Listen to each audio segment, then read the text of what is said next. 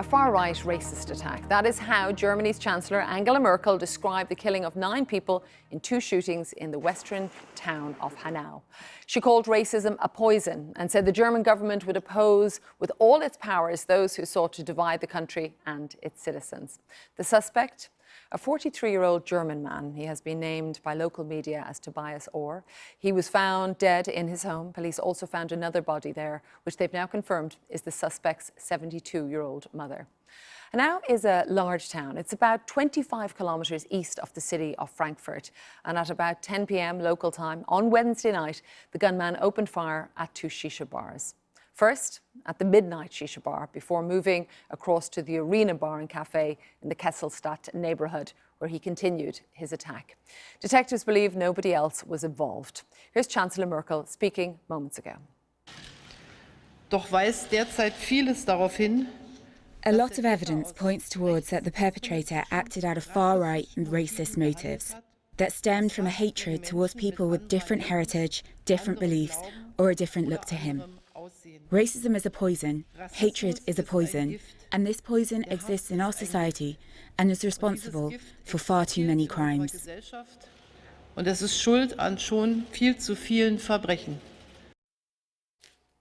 Chancellor Merkel there. Well, let's hear a little bit more about the situation as it unfolded during the night from the BBC's Martin Newman. The immediate aftermath. Police and ambulances descend on the centre of this small town in the middle of the night. Moments earlier, gunmen targeted a Shisha Bar in the town centre, a traditional Middle Eastern establishment for smoking flavoured tobacco. I heard a loud shooting. Bang, bang, bang. 5 seconds later, everybody, the person run, scream, and much panic. 3 people were killed, many more were wounded. Ich habe einen Anruf bekommen vom Kollegen. I got a call from a colleague that there had been a shooting attack here at the kiosk, so I came straight here. Then I heard my father was affected and my little brother. They run the kiosk. But then I saw them both. They were horrified and they were crying and everything. Everyone was shocked. The gunman then fled the scene. There's a heavily armed police presence and an understandable feeling of fear amongst residents, with authorities urging anyone who has any information about the attack to come forward. Martin Newman, BBC News. Thanks to Marta. We're going to be hearing more from the BBC security correspondent Frank Gardner a little later on the programme. But let me turn now to Mike Wendling from BBC Trending, who's here with me, because part of this story, of course, is playing out online. What are you seeing? Well, we know that the suspect here left a series of documents and videos online. So we're sort of combing through those right now.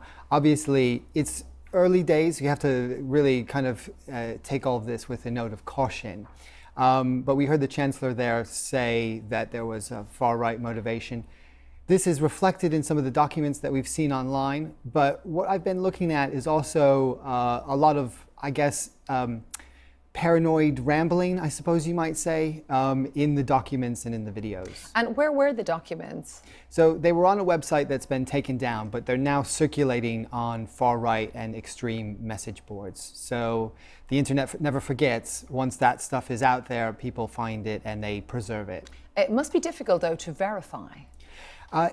It is, but you know, we have tools here in the BBC and other news organizations that we can you know, sort of look, and it sort of fits the pattern that we've seen in some of these other mass shootings. Again, I really want to be cautious because in some ways the pattern does fit, in other ways it doesn't. So it doesn't appear that this particular suspect was referencing past attacks or had sort of a very well thought out ideology like we've seen in some of these documents before. Again, we're still sort of combing through them now. But I want to just sort of make the point that it doesn't appear that this person tried to tie themselves to a larger movement or group or organization or sort of trend online. And I suppose this is the social media age that we live in, that we begin to have a picture that obviously, as you talk about, that cannot be confirmed, but almost immediately after an incident because of the amount of people that are adding information, or indeed for the information that might be left by the suspect. There's a trail out there, but it's also important to remember that there's a lot of disinformation that's circulating on those same fringe message boards or mainstream social networks.